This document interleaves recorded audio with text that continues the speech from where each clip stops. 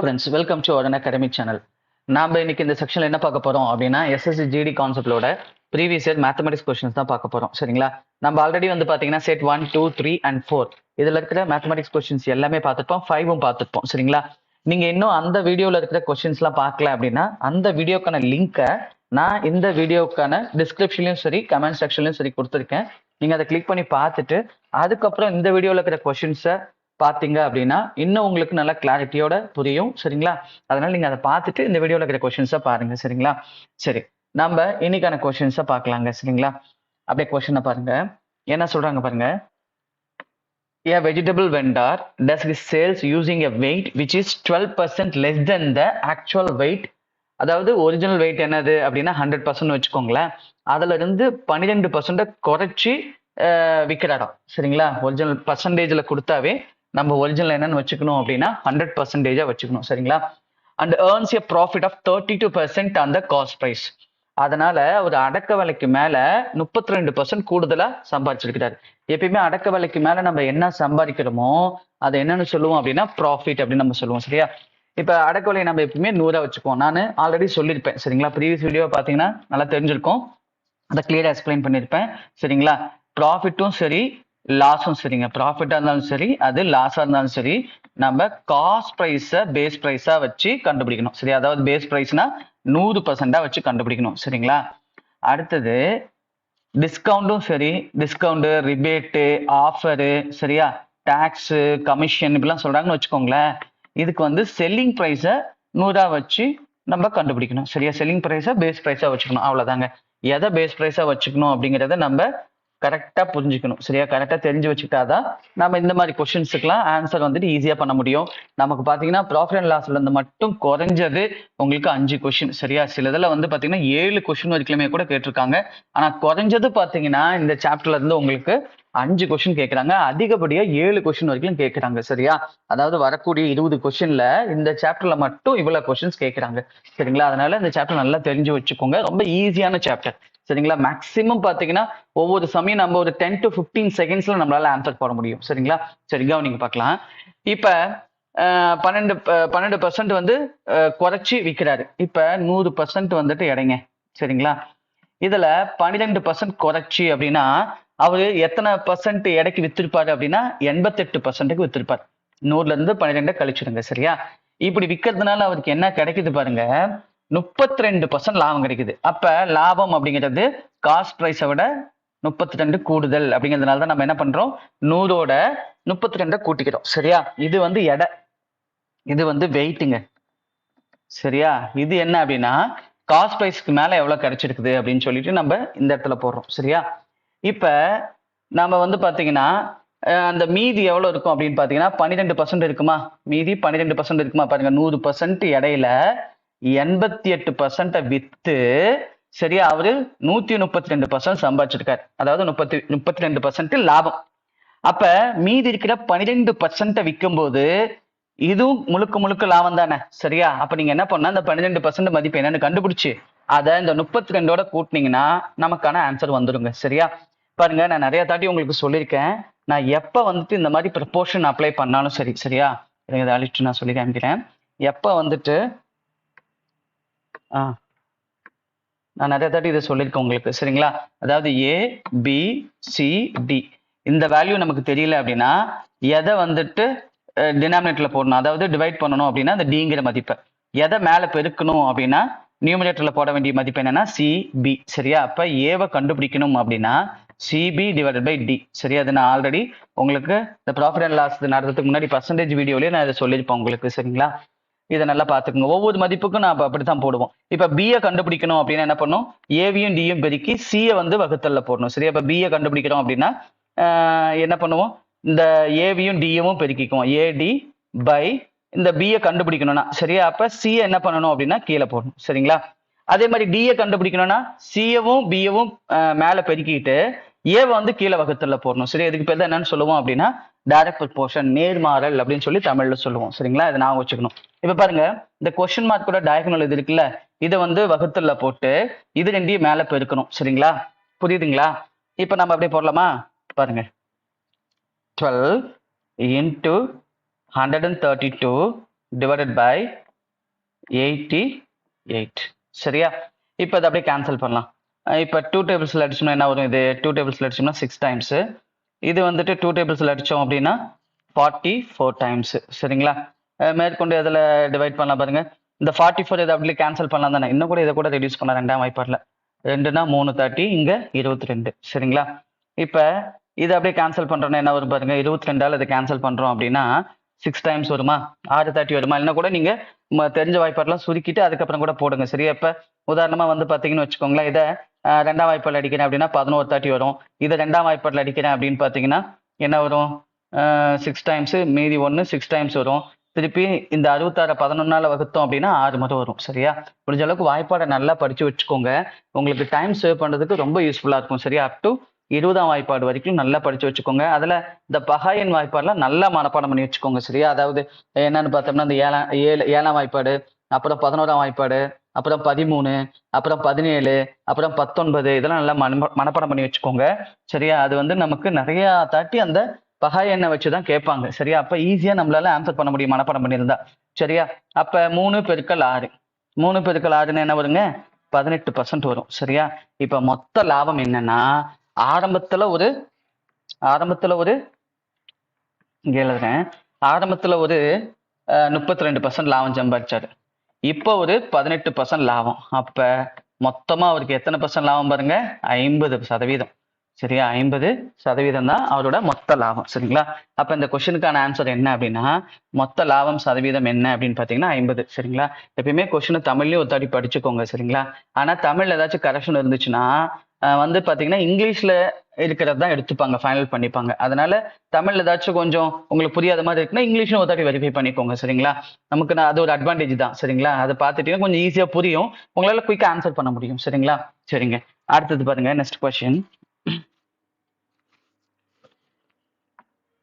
எந்த எக்ஸாம்லயும் சரி, central government conduct பண்ற எந்த எக்ஸாம்லயுமே உங்களுக்கு தமிழ்ல ஏதாச்சும் கரெக்ஷன் இருந்துச்சுன்னா நம்ம அதுக்கு எகென்ஸ்டா அவங்ககிட்ட எதுவும் கேட்க முடியாது. சரிங்களா?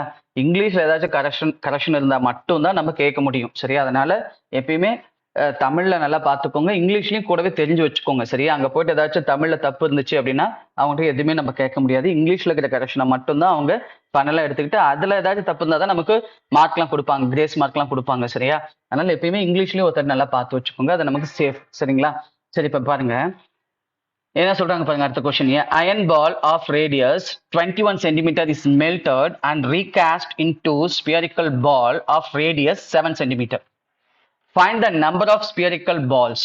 அதாவது 21 சென்டிமீட்டர் ஆரம் கொண்ட இரும்பு உருண்டை ஒன்று இருக்குங்களா, அதை உருக்கி 7 சென்டிமீட்டர் ஆரம் கொண்ட பந்துகளாக மாற்றப்படுகிறது எனில் எத்தனை கோலப்பந்துகள் செய்ய முடியும், எத்தனை பால்ஸ் வந்து நம்மளால பண்ண முடியும் அப்படின்னு சொல்லி கேட்குறாங்க. சரியா? இப்ப இந்த சாப்டர் பொறுத்தவரைக்கும் உங்களுக்கு என்ன ரொம்ப ரொம்ப முக்கியம் அப்படின்னா ஃபார்முலா ரொம்ப ரொம்ப முக்கியங்க. சரியா? ஃபார்முலா அதுக்கு கூடுதலா வந்து என்ன பண்ணணும் அப்படின்னா லாஜிக்கை தெரிஞ்சு வச்சுக்கணும். சரியா? அது கூடுதலா லாஜிக்கை தெரிஞ்சு வச்சுக்கணும். சரியா? இப்ப இதுக்கு ஃபார்முலா என்ன சொல்லுவோம்? 4/3 வால்யூம்க்கு. சரியா? அதோட வால்யூம்க்கு கன அளவுக்கு 4/3 பை ஆர் கியூப். சரிங்களா? இது வந்து என்ன அப்படின்னா அந்த இது இருக்கு இல்லைங்களா, 21 சென்டிமீட்டர் ஆரம், அதை வச்சுக்கலாம். அது வால்யூம் 1. சரியா? டிவைடட் பை வால்யூம் 2 வந்து ஸ்மாலர் இதை வச்சுக்கலாம். சரியா? அதுக்கு வந்து 4/3 பை ஆர் கியூப். சரியா? இது R1 வந்துட்டு நம்ம பிக்கர், அதாவது 21 சென்டிமீட்டர் இருக்குல்ல, அதை நம்ம வச்சுக்கலாம். R2 வந்து எதை வச்சுக்கலாம் அப்படின்னு பாத்தீங்கன்னா இந்த 7 சென்டிமீட்டர் இருக்குல்ல, அதை உருக்கி நம்ம செய்ய போறோம்ல, அதை R2ன்னு வச்சுக்கலாம். சரிங்களா? இப்போ அப்படியே ஃபார்முலா அப்ளை பண்ணலாமா? 4/3 இன்டூ 22/7 இன்டூ ஆர் கியூப் என்ன வரும்? 21 இன்டூ 21 இன்டூ 21 டிவைடட் பை கீழே 4/3 இன்டூ 22/7 இன்டூ பார்த்தாதான் நிறைய கால்குலேஷன் மாதிரி இருக்கும், எல்லாமே கேன்சல் ஆயிரும். சரியா? எப்பயுமே பெருக்கின பிறகு கேன்சல் பண்ணாதீங்க. புரியுதுங்களா? எப்பயுமே இதெல்லாம் அப்படியே எழுதிக்கிட்டேன். சரிங்களா? எழுதிக்கிட்டு இப்ப என்ன பண்ணணும்னா கேன்சல் பண்ணணும். சரியா? பெருக்காதுக்கு முன்னாடி நம்ம கேன்சல் பண்ணிடணும். சரிங்களா? இப்ப 4/3 கீழேயும் ஒரு 4/3, மேல 22/7 கீழேயும் ஒரு 22/7. சரிங்களா? இப்ப 21 7ஆல வகுத்தோம்னா 3 முறை, இதையும் அதே மாதிரி வகுத்தோம்னா 3 முறை, இதையும் அதே மாதிரி வகுத்தோம்னா 3 முறை. அப்ப ஆன்சர் என்ன வரும்? 3 × 3 × 3. அப்ப ஆன்சர் வந்துட்டு 27. சரியா, ஆன்சர் என்னதுங்க? 27. அப்ப எத்தனை சின்ன பந்துகளை செய்ய முடியும்? 7 சென்டிமீட்டர் ஆரம் கொண்ட எத்தனை பந்துகளை வந்து நம்மளால செய்ய முடியும் அப்படின்னா 27. இந்த கொஸ்டினுக்கான ஆன்சர் 27. சரிங்களா, அதே மாதிரி கியூபும் வந்து பாத்தீங்கன்னா ஒரு 10 கியூப் வரைக்கும் மனப்பாடம் பண்ணி வச்சுக்கோங்க, சேஃப் நமக்கு. சரிங்களா, ஏன்னா இந்த simple interest, compound interest, population base பண்ண சம்மு, அதுக்கெல்லாம் உங்களுக்கு கியூப் நம்பர்ஸ் தெரிஞ்சிச்சுன்னு வச்சுக்கோங்களேன், ரொம்ப வேகமா போட்டுடலாம். சரிங்களா, ரொம்ப வேகமா வெறும் 5 செகண்ட்ல உங்களால ஆன்சர் போட முடியும். சரியா, இல்லைன்னா நிறைய ஒர்க் அவுட் பண்ற மாதிரி இருக்கும். அப்ப நமக்கு டைம் தேவையில்லாம வேஸ்ட் ஆகும். சரிங்களா, எப்பயுமே வாய்ப்பாடுல 20ஆம் வாய்ப்பாடு வரைக்கும் நல்லா படிச்சுக்கணும். சரியா, கியூப்ல 10வது கியூப் வரைக்கும் நல்லா தெரிஞ்சு வச்சுக்கணும், மனப்பாடம் பண்ணி வச்சுக்கணும். என்னதான் ஷார்ட்கட் தெரிஞ்சாலும் மனப்பாடம் பண்றது சேஃப். இந்த இதுல இப்ப பெருசா நிறைய மனப்பாடம் பண்ண தேவையில்லை, இதை பண்ணி வச்சுக்கணும். அடுத்தது வந்து பாத்தீங்கன்னா ஸ்கொயர்ல வந்துட்டு 25. ஓகே, சரியா, 25 ஸ்கொயர் வரைக்கும் தெரியும்னா ஓகே. எனக்கு 30 தெரியும், 40 தெரியும்னா அதெல்லாம் உங்களுக்கு போனஸ் தான். சரியா, சில இடத்துல நமக்கு அது ரொம்ப யூஸ்ஃபுல்லா இருக்கும். சரிங்களா, அதே மாதிரி இந்த இந்த சாப்டர் இருக்கு இல்லைங்களா, மென்சுரேஷன் டாபிக், அதுல 2D 3Dக்கான ஃபார்முலா நீங்க கண்டிப்பா மனப்பாடம் பண்ணி ஆகணும்.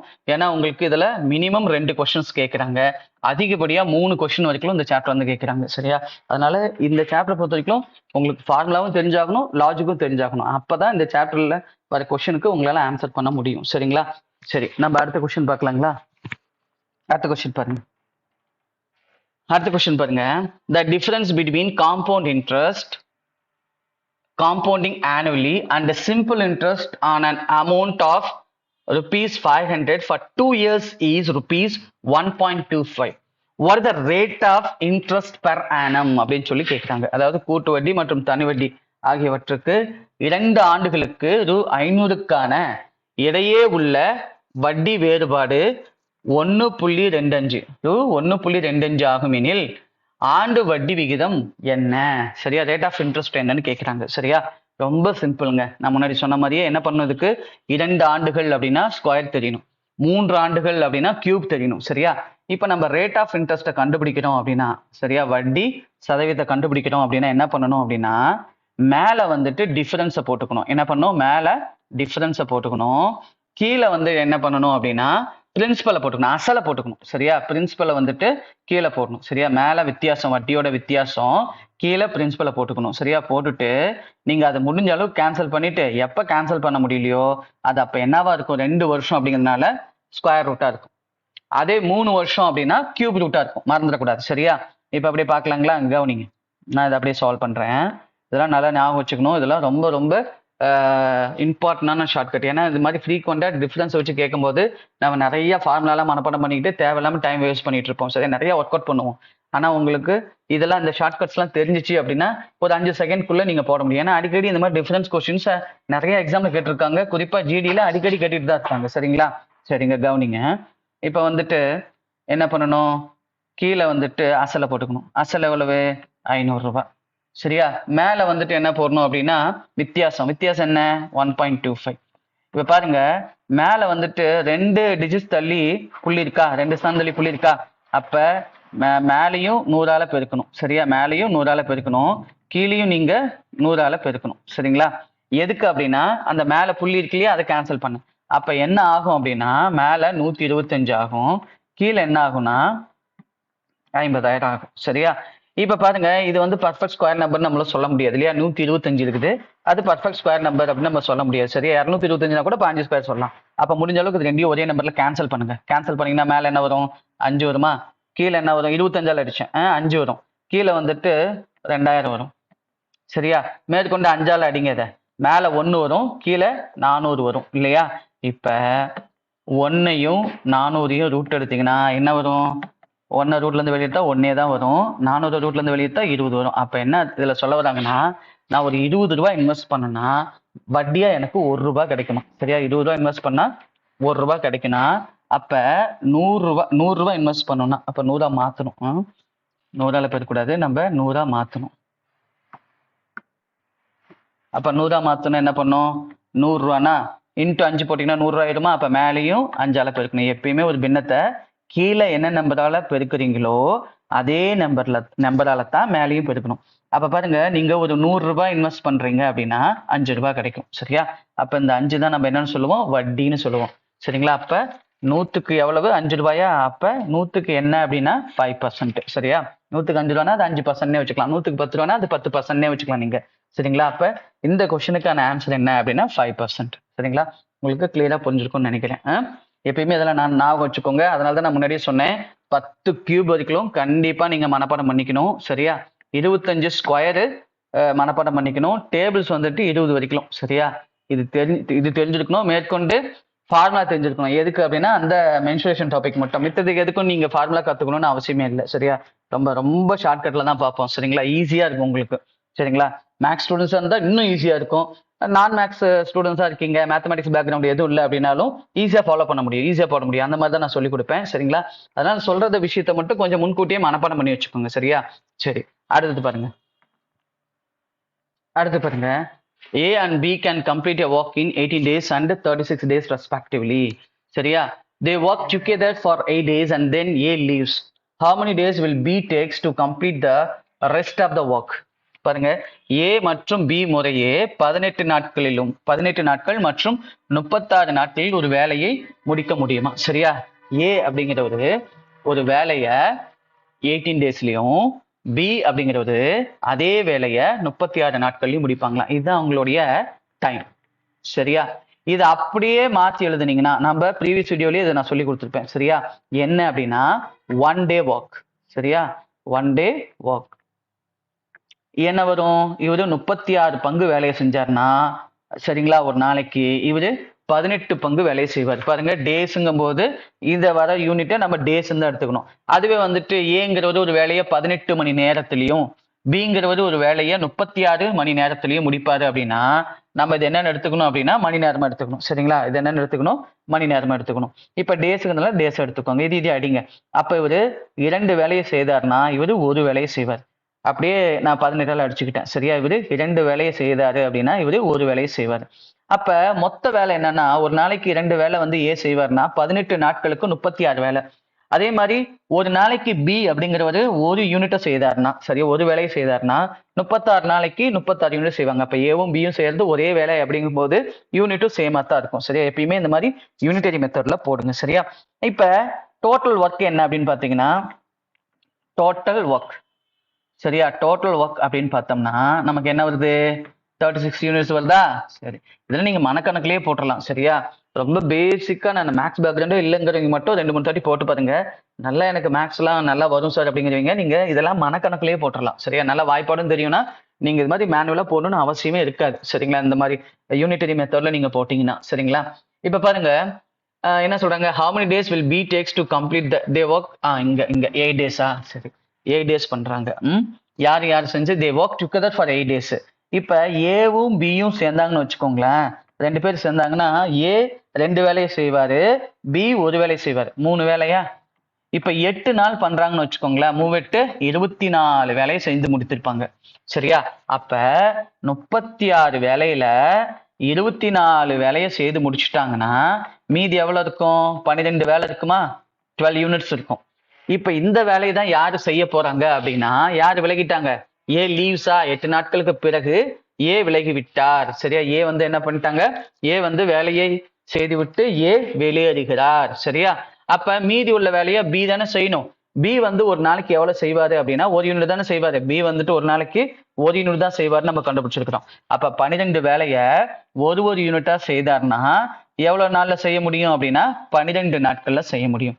அப்ப இந்த கொஸ்டினுக்கான ஆன்சர் என்ன அப்படின்னா 12 days. சரியா? பி மட்டும் தனியா இந்த வேலையை செய்ய 12 நாள். சரியா? அப்ப 2 பேரும் எவ்வளவு நாள்ல முடிச்சிருப்பாங்க அப்படின்னா இந்த 12ஓட இந்த 8 கூட்டிக்கணும். ஆல்ரெடி வந்துட்டு 2 பேரும் சேர்ந்து செஞ்சாங்கல்ல, அந்த 8 கூட்டி 20ன்னு ஒரு ஆப்ஷன் இருந்தா அது ஆன்சர். 2 பேரும் ஒட்டு மொத்தமா எத்தனை நாள்ல இதை முடிச்சிருப்பாங்க அப்படின்னா 20 நாள். சரியா? பி மட்டும் தனியா மீதி உள்ள வேலையை எத்தனை நாள்ல செய்தாரு? அதான question. how many days will B takes to complete the rest of the work அப்படின்னா 12 days. சரிங்களா? இது உங்களுக்கு கிளியரா புரிஞ்சிருக்கும்னு நினைக்கிறேன். எப்பயுமே இந்த மாதிரி யூனிட்டரி மெத்தட்ல போடுங்க. சரியா? ஏ பி சிடி இது மாதிரிலாம் ஒவ்வொருத்தரும் இந்த நாளில் செய்வாங்க அப்படின்னு சொல்லி கொடுத்தாலும் நீங்க இந்த மாதிரி யூனிட்டரி மெத்தட்ல போடுங்க. ஃப்ராக்ஷனா மாத்தி எல்சிஎம் எடுத்து டைம் வேஸ்ட் பண்ணிடாதீங்க. அது மாதிரி போட்டீங்கன்னா கண்டிப்பா நீங்க மேனுவலா தான் போட முடியும், மனக்கணக்குல போடவே முடியாது. சரியா? சரி, நம்ம அடுத்த கொஸ்டின் பார்க்கலாம். அது உங்களுக்கு புரிஞ்சிருக்கும்னு நினைக்கிறேன். அடுத்த கொஸ்டின் பாருங்க. The market price of the double bed is rupees 42,000.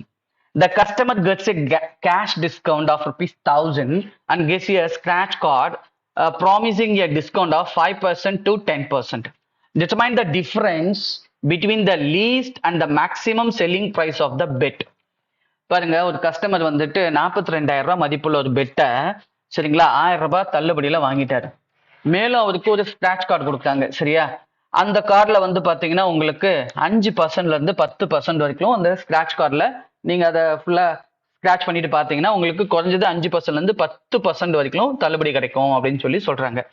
இப்ப என்ன சொல்றாங்கன்னா, determine the difference between the least, அதாவது அதோடைய குறைஞ்சபட்ச விலைக்கும் சரியா, அதோடைய குறைஞ்சபட்ச சரியா, லீஸ்ட்னா குறைஞ்சபட்ச விலைக்கும் அதிகபட்ச விற்பனை விலைக்கும் இடையே உள்ள வித்தியாசத்தை காணவும். சரிங்களா, அப்ப பாருங்க நல்லா கவனிங்க, 42,000த்துல 1000 ரூபாய் தள்ளுபடி. சரியா, அப்ப அதை நம்ம எவ்வளவுக்கு விற்கணும் அப்படின்னா 41,000க்கு விற்கணும்.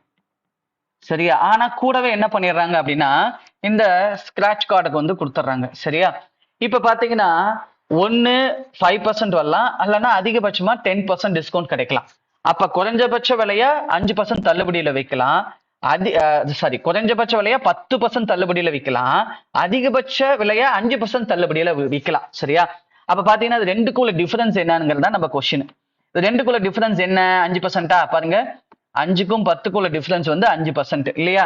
அப்ப இந்த 41,000க்கு 5% கண்டுபிடிச்சீங்கன்னா அதுதான் நமக்கான ஆன்சருங்க. சரியா, கொஸ்டின் எல்லாம் முதல் புரிஞ்சுக்கணும், என்ன சொல்ல வராங்க அப்படிங்கிறத தெளிவா புரிஞ்சுக்கிட்டு அதுக்கப்புறம் அதிகபட்ச விற்பனை விலைக்கும் குறைஞ்சபட்ச விற்பனை விலைக்கும் எவ்வளவு வித்தியாசம் அப்படிங்கிறத கண்டுபிடிக்கணும். சரியா, கொஸ்டின் அதான சொல்லியிருக்காங்க.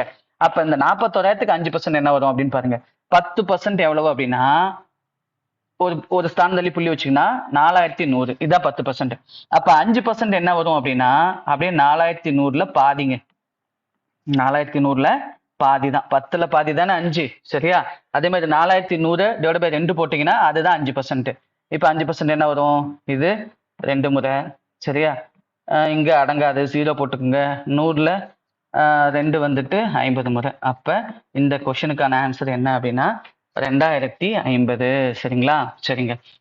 இப்ப வந்து பாத்தீங்கன்னா நம்ம இந்த எஸ்எஸ்சி ஜிடிக்காகவே சரிங்களா, நம்ம ரீசனிங்கும் சரி, ரீசனிங்க்கு சரிங்களா, இங்கிலீஷ்க்கு, அப்புறம் ஆப்டிடியூடுக்கு, அப்புறம் ஜிஎஸ்க்கு, ஜென்ரல் ஸ்டடீஸ்க்கு, இது 4க்குமே வந்து பாத்தீங்கன்னா ரெகுலரா வந்துட்டு நம்ம ஆன்லைன் டெஸ்ட் வைக்கலாம் அப்படின்னு சொல்லி முடிவு பண்ணிருக்கிறோம், ஃப்ரீயாவே. சரிங்களா, ஒவ்வொரு செக்ஷனுக்கும் நம்ம ஆன்லைன் டெஸ்ட். சரியா, அதுக்கான லிங்கை வந்துட்டு நம்ம இதுக்காகவே டெலகிராம் சேனல் வந்து ஸ்டார்ட் பண்ணிருக்கோம். சரியா, அருண் அகாடமி எஸ்எஸ்சி அப்டேட்ஸ் அப்படின்னு சொல்லிட்டு இதுக்காகவே டெலகிராம் சேனல் ஆரம்பிச்சிருக்கோம். சரிங்களா, அந்த சேனலோட லிங்கை இந்த வீடியோட டிஸ்கிரிப்ஷன்ல கொடுக்குறேன், அதை கிளிக் பண்ணி ஜாயின் பண்ணிக்கோங்க. சரிங்களா, நம்ம வந்து பாத்தீங்கன்னா நெக்ஸ்ட் வீக், அதாவது 25ஆம் தேதியில இருந்து சரிங்களா 25th இருந்து பாத்தீங்கன்னா நம்ம ரெகுலரா என்ன பண்ணலாம் அப்படின்னா ஒவ்வொரு சாப்டருக்கும் வந்து பாத்தீங்கன்னா உங்களுக்கு நான் ஆன்லைன் டெஸ்ட் கொடுக்குறேன். சரிங்களா, நீங்க ஒன்ஸ் அந்த டெஸ்ட் எழுதின பிறகு அதுலயே ரிசல்ட் வந்துடும்.